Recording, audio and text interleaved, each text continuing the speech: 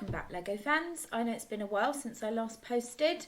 I haven't done a lot of my typewriter. I've been very busy with work, but I have completed the housing for my typewriter off camera, and I had to give it a really good dust with my trusty paintbrush because it been sitting there for a while. Poor old Yoda needed a little bit of a dust off as well too, but he's looking smarter now.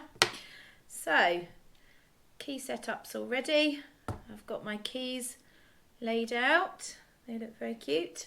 And I'm ready to do the exciting bit of adding the keys. Okay.